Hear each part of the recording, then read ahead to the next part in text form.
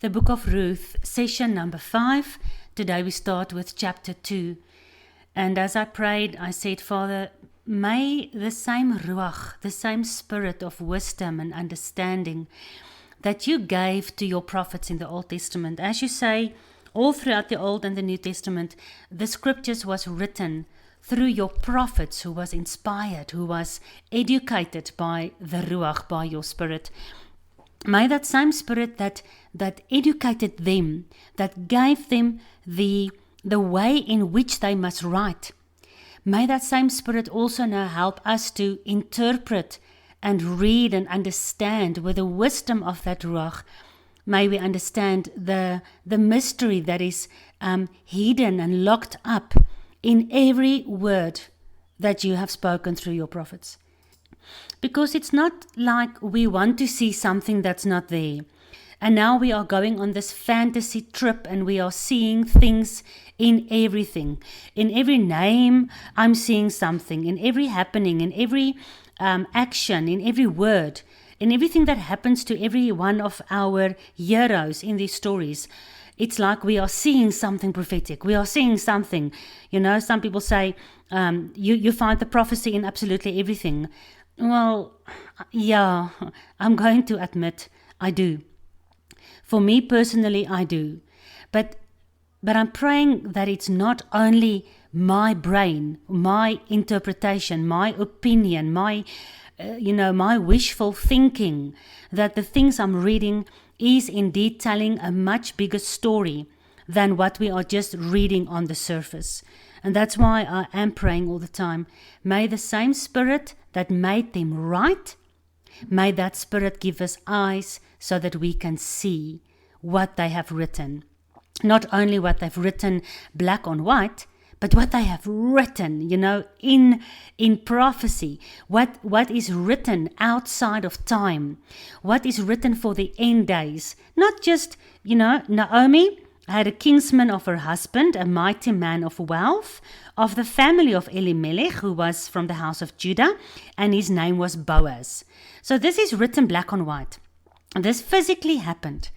But seeing beyond that, seeing deeper into the meaning as only a Hebrew can, and as Hebrews writ, what they have written is meant for more than just the physical.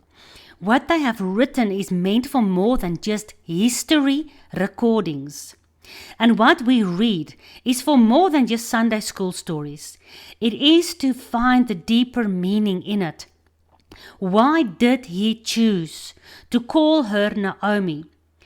How did he make all the things run together in the timelines of these people? And at the exact time, after exactly 10 years, they're coming back. And now they are going through, becoming beggars, these two widows. But Naomi, who for me in the book of Ruth represents the house of Judah. Naomi had a kinsman of her husband. Yahuwah is the husband of the Jews. You remember that I've taught you. Maybe I must just prove this to you. Yahuwah divorced the house of Israel, the 10 tribes that Ruth represents. But Yahuwah never divorced Judah. Let me just prove this to you. Jeremiah 3, God explains how he divorced Israel, the house of Israel, but not the house of Judah. He talks about how Israel has committed adultery in verse 7. And he tried to get her back, but she didn't want to come back. So in verse 8, he gave her a bill of divorce. But the whole time, he's talking about Judah, her sister, her older sister, like the older brother in the prodigal son, who was seeing all these things. He didn't divorce Judah, but Judah also became treacherous, and idolatry was a problem for them. But God speaks to Israel, and he says in verse 12, return to me, O backsliding Israel, so I can, marry you again. So the thing is, looking at Ruth chapter 2 verse 1, Naomi had a kinsman of her husband. The Jews have always had a husband. The Jews have always had Yeshua. And they just didn't realize it. Naomi came back and she said, I'm bitter. I'm now going to be a beggar, an old woman. Nobody's looking after me. But she didn't go to her kinsman redeemer. Instead of complaining about how empty her house is and how difficult she and Ruth is going to survive, she should have gone to her kinsman redeemer. Because why? The law, God's covenant law, makes provision for a kinsman redeemer for every widow. So the law made provision for that, and she should have followed that provision given by the law, so that she could return directly to her kinsman redeemer the moment she landed back in the covenant country. She could have gone to him and he would have looked after her. But again, God didn't just let the prophets write something black on white. He made it happen so that Naomi didn't go immediately to Boaz, the kinsman redeemer. Why? Because we first had to learn out of the life of Ruth. What is it that backsliding Israel, Israel, the woman that was divorced, that became the whore, that lived in the pagan countries, nation, tribe, and tongue, that's coming back with Naomi, back into covenant. So we first have to learn what Ruth has to do to survive. When she returns back to covenant, everything is not, maanskyn en rose. Everything is not 100% immediately. It's the same with us. The moment we return to covenant, everything becomes even more difficult than it was before. And we have to also survive with the breadcrumbs until such time that we eat the bread. So this is in the life of Ruth. God specifically made it happen like this. People do what they want, and people do what their hand find. And yet throughout that, God's providence, His plan, His agenda, His ideas is taking full measure. Even though people think, well, I'm doing it this way and I've decided to do it that way. Yes, people do. Pharaoh had his own mind. King Babylon had his own mind. And yet through that all, the amazing redemption and restoration plan of God is totally explained and prophesied. So Naomi had a kinsman of her husband. So the Jews have always had a kinsman of their husband. The Jews have always had Yeshua, who is of Yahuwah. Okay, because Yahuwah was the husband. Jeremiah 31, I wanted to make covenant with you guys, but you broke my covenant, although I was your husband. And then he says specifically to the house of Israel, now I will make a renewed covenant. Now there will be a new marriage to the house of Israel. All right, so he was a mighty man of wealth. Boaz was a very a wealthy man. He was a landowner. Yeshua is the landowner. The land belongs to God. You know that. The land doesn't belong to the Jews. It doesn't belong to Israel. Even when we return and we are finally one kingdom again with Judah, not talking about the Jews from the synagogue of Satan. Remember to make that distinction. Not confirming that we are going along with all the plans of the Jewish reconciliation and the Christian churches are supporting the Jews and the third temple. We're not going according to that.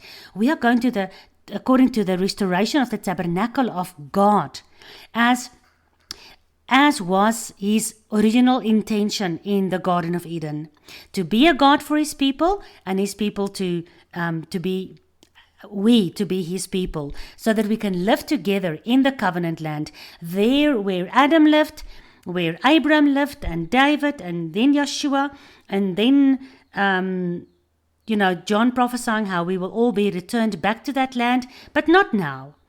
Not now that the Third World War is probably going to center around that area. Not now building a physical temple where the Antichrist is going to sit. Not now. But Boaz was a man of wealth. He was a landowner. He owned huge fields. This is where Ruth later on will go and work. Just like Yeshua is the landowner. Yeshua owns the land. God owns the land. He says in the Bible, this is my land. This is my city. This is my holy covenant geographical area that I am giving to you to live in. You may not divide this land of mine. You may not sell my land. You may not do any of that. It is God's land. He is the farmer. He's the husbandman. He's the landowner. And as Ruth was going to work in Boaz's field to glean food for herself to eat, it is symbolically how the returning tribes are working in the harvest field of Yeshua, the husbandman, and we are gathering the seed. Beautiful. So he was a mighty man of wealth. Yeshua is not poor anymore. When Yeshua was on earth, he was a humble man. He was a carpenter, and then he became, a rabbi, and he ended up being buried in somebody else's grave. He wasn't seen as wealthy, but he is now the mighty man of wealth. Everything belongs to him. God said, when everything is done, he's going to put all the kingdoms and all the dominions and all the people under the feet of Yeshua. And every knee will bow and every tongue will confess that he is Adonai. And then Yeshua will turn around and offer everything back to Yahuwah for the final restoration. But Yeshua is the owner of the field in Israel. He's a mighty man of wealth, and his name was Boaz. And there is just no ways that anybody can tell me this is not a representation of Yeshua. The name of Boaz basically means fleetness. So what? That's not amazing. But then when you do a little bit deeper digging, you'll find the name of Boaz in 1 Kings chapter 7, where Solomon was erecting the temple, a magnificent temple, the original temple of Yahuwah that was totally blessed and made holy and occupied by Yahuwah. His presence was there. And yes, his presence left it years later, during the the prophet Ezekiel, I think, I can't remember now, where he left from the east side. His presence left the temple from the east gate. During the time of the prophet Ezekiel, you'll find this in Ezekiel chapter 10. And then the glory of Yahuwah departed from the threshold of the temple and stood over the cherubims, and from there it departed on the east side, at the east gate, on the east side of Jerusalem, and that's where Yeshua departed from the Mount of Olives, and that's where Yeshua's going to come back. Absolutely amazing. Anyway, so during the time of the first kings, Solomon was building this temple, and he made 2 pillars. And there were pomegranates at the top of these pillars, at the entrance to the temple. Yeshua is the gate, he's the entrance, he's the door into the presence of Almighty God, Yahuwah. Right? He made 2 pillars. Now, from the perspective of Solomon, as he was standing in front of the temple, right? Looking towards the temple, looking into the door that goes into the holy place, there was these 2 pillars. Now, the Bible says, 1 Kings 7, verse 21. And he set up the pillars in the porch of the temple. He set up the right pillar and called the name thereof Yachin. And then he set up the left pillar and called the name thereof Boaz. All right, so from man's viewpoint, looking towards the throne, the most holy place, where Yahuwah sits on the mercy seat on the Ark of the Covenant, looking towards God, we see Yachin on our right-hand side, and we see Boaz on our left-hand side. Yachin means Yahuwah confirms. Ken in Hebrew is yes. Ya, ken. Yachin, Yakin. Yahuwah says yes. Yahuwah confirms. Who does he confirm? I confirm to you today that I will raise you up and bring you to the throne. You'll be my right hand side. Sit on my right side until I make you, your enemies, your footstool. So, but from our perspective, looking towards Yahuwah, Boaz, the pillar that I'm saying is representing Yeshua, is on our left-hand side. But when something is on your left, from God's perspective, looking out from the temple, looking towards us, the pillar of Boaz is on his right. So Boaz is the kinsman redeemer. He's the one that marries the house of Israel, the returning pagan that becomes a Hebrew. He's on the right hand of the temple of God's throne, from God's perspective, not from ours. When you extend your right hand to greet somebody that's standing in front of you, he's extending his opposite hand, because that's also his right hand. So the opposite of what we see is how God sees. So we see Boaz on the left, but from Yahuwah's perspective, he's on the right. That represents Yeshua. And here his name is Boaz in the book of Ruth. And he's doing exactly that. He's the kinsman redeemer. Yeshua is the kinsman redeemer sent from the right hand of God. God said all throughout the Old Testament, with my right hand have I redeemed you, O Israel. Can you see this amazing connection between this man, physically, in history many thousands of years ago, and our current kinsman redeemer, the right hand of God, from the right side of God, who also is a landowner, who also is a farmer that owns the field, the harvest in which he sends us out, who also is from Bethlehem. Boaz, verse 4, came from Bethlehem. Boaz was a Jew. He was the great-grandfather of King David. He was from the house of Judah. He's the great-grandfather, of course, of King David and Solomon, and together with Ruth, he's in the bloodline of Messiah himself. He represents the Messianic bloodline. Absolutely beautiful. All right. So the Jews had Yeshua all the time. Naomi had a kinsman of her husband, a mighty man of wealth, from the family of El is my king, Elimelech, and his name was Boaz. And Ruth the Moabite woman said unto Naomi, let me now go to the field and glean ears of corn after him in whose sight I shall find grace. And Naomi said to Ruth, go, my daughter. So only from the Jews did we learn about this Torah commandment. This commandment that we can go as widows and as beggars and glean the corners of the fields. Leviticus 19, verse 9 and 10. If you reap the harvest of your land, you will not wholly reap the corners of your field, neither will you gather the gleanings of your harvest. So the Torah commands that when you bring in your harvest, when it's ready to be cut, then you only reap your whole whatever shape your field is in, but you don't go into the corners of the field. So some fields, they don't all run like a square or a rectangle. They've got various shapes.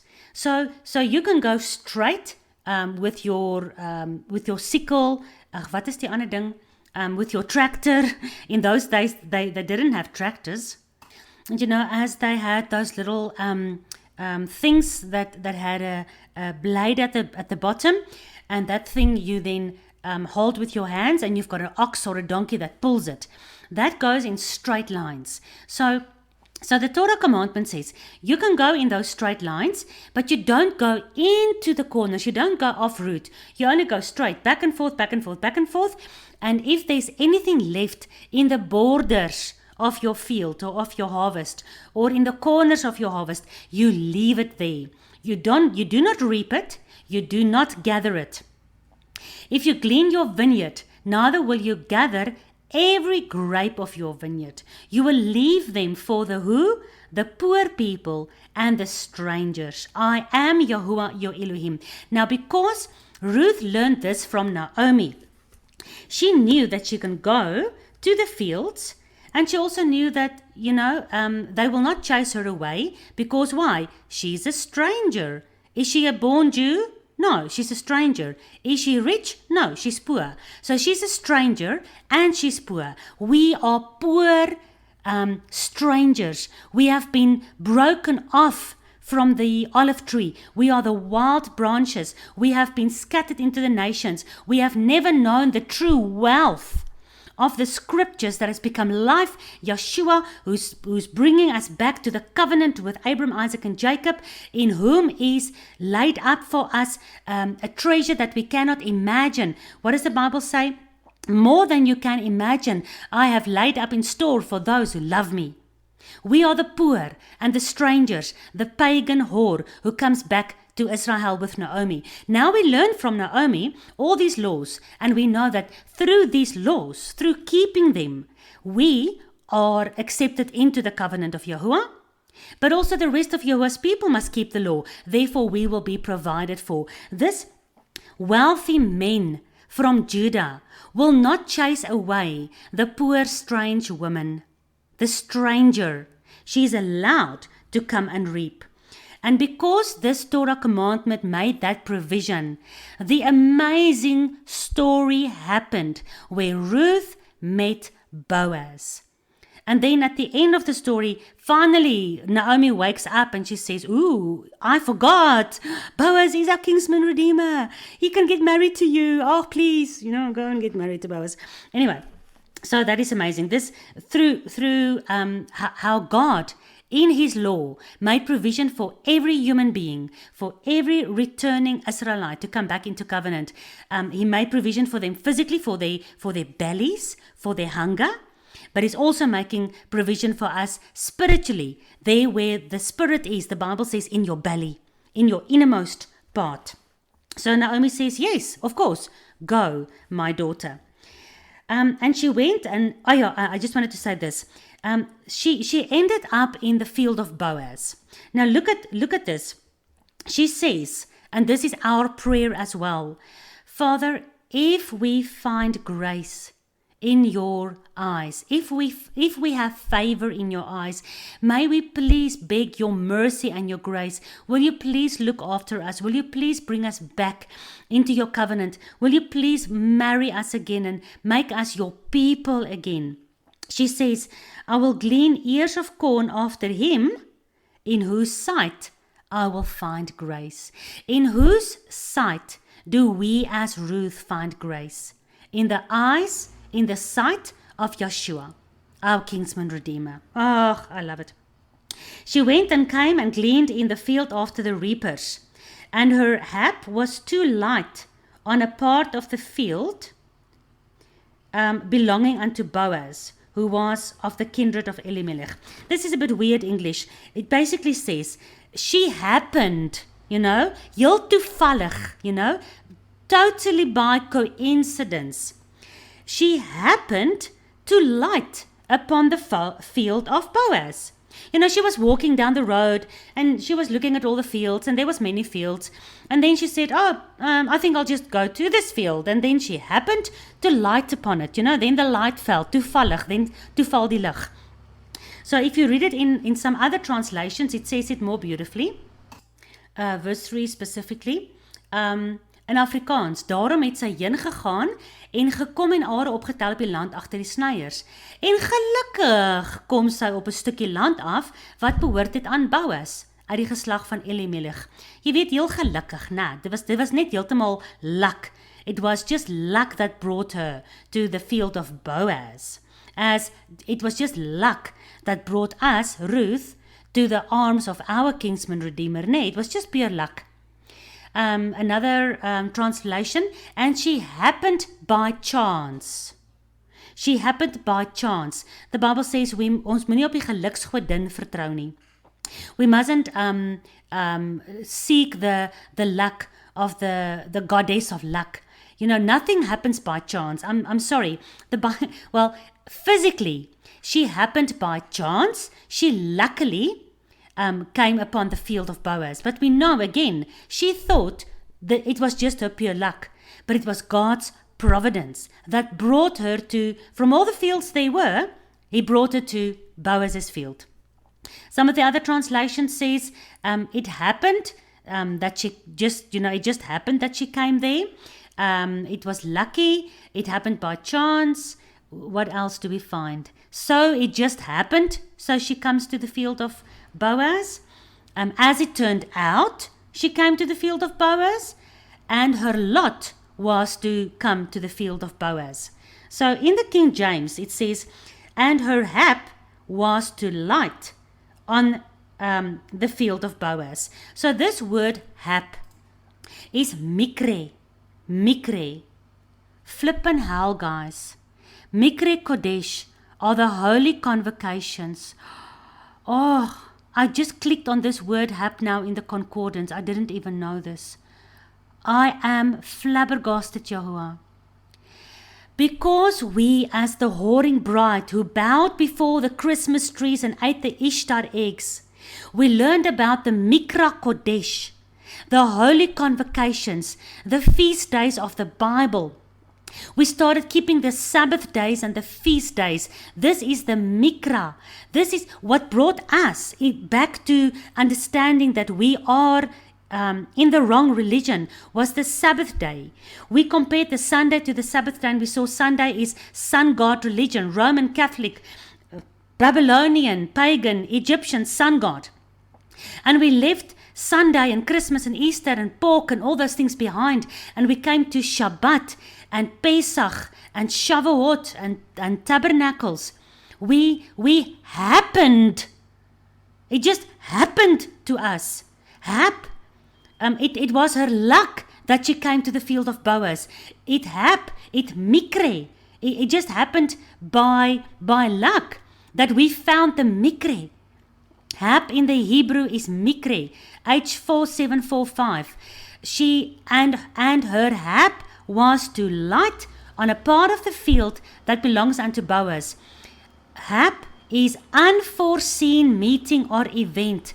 And it happened by accident. It happened by chance. It happened by fortune. No, for us, the Mikre Kodesh is not lucky like Easter and Christmas. The holy convocations is God's covenant with his people. The Sabbath is God's wedding ring, his betrothal ring for his bride. And here his whoring bride comes home to the covenant land. And then I apologize, my dogs went crazy. And we came back to covenant, and we started keeping the feast days. And this is how we are meeting our kinsman redeemer. We are coming to the corners of the field. We are eating the breadcrumbs from the table, from the bread of the children. And we are learning that the whole bread is prepared for us, and we can sit one day at the marriage supper of the Lamb, and we can have the whole meal. Now we are eating more and more breadcrumbs. She was gathering only a little bit, and then Boaz made sure that she got more and more. So it's a progressive journey. We start with one breadcrumb, and eventually we have a whole handful, and then a whole armful, and eventually we have the whole bread. She started with only a little bit of,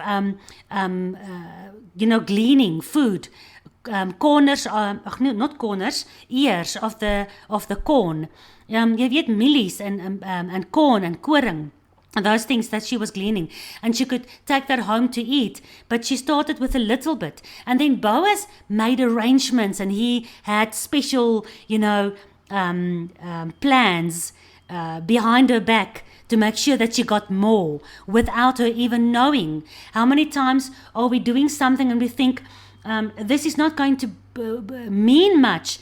I'm not gathering a lot of fruit for the kingdom of Yahuwah, but the little bit that you are gathering, your loyal work in the field, in the harvest, you're keeping the Sabbath days, you're keeping the feast days, you're progressing every year, learning more and more about the amazing messianic prophecies in the feast days. You just happened to be there when God called you to start keeping the feast days, and you start gleaning the corners of the field, and before you realize it, before we as the whoring bride who came home realizes it, we are married. Not to sick and suffering and destruction and weak Malon anymore. No, not to Yeshua, who was sick and weakened and carried our burdens and our sicknesses and our illness on the cross. No, now we are married to Boaz, the right hand of God in the temple next to God's throne. Is that Yahuwah gives him that position because he's the kinsman redeemer. He gave his life. He gives us the field. Yeshua said, my father is the husbandman, and I am the vine, and you are the branches. My father will cut you off if you don't bear fruit. And I send you like workers into the field. Some of you will have 30, 60, and 100-fold fruit. That will come from that. We begin with 30, then we go to 60, then we go to 100. We begin with breadcrumbs, and then we have more breadcrumbs, and then we've got the whole bread. It's a progressive journey. And so Ruth went on this progressive journey every single day until she became the wife of Boaz and the grandmother of David and the great-grandmother of Yeshua himself. And she became the wife from the house of Judah. She who used to be a pagan, poor stranger. Yahuwah says, let not this stranger say anymore, I'm not from your people and I'm cut off from your people, because my God will make you a pillar in his temple, says the prophet, and he will give you a name that is even better than his own sons and daughters. This is the story of Ruth and Boaz. This is what Boaz means, and this is what Ruth means. And I don't care if people say I'm pulling meanings and innuendos and assumptions out of every word. I mean, we only read like 2 verses, and it's 32, 33 minutes of talking already. But there is so much to pull out from every word. Just look at it. We found grace. We just happened to come to the field of Boaz. Nothing is by chance. Nothing in Ruth's life was by chance. Nothing in your life. Nothing in the life of all of the house of Israel who's coming back into covenant happens by chance. Nothing in the house of Judah, although they went through Mara.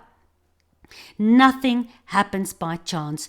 Everything is known by this God from the end, out of the beginning. He knows everything already. And he is making sure that things happen so that his covenant can be fulfilled, so that the prophecies can come true, and so that all of the scattered sheep from the house of Israel can come home and be reunited and get married to the kinsman redeemer and come back into the house of God and be reunited as it was intended for God and Adam and Eve to live together. This is what I find in the story of Ruth and Boaz.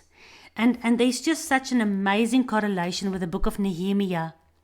How after the exile of Babylon, the house of Judah came back to the promised land. How hard they worked to build the walls of Jerusalem again and the temple. How much difficulty they have gone through. And how they ended up making covenant with Yahuwah again.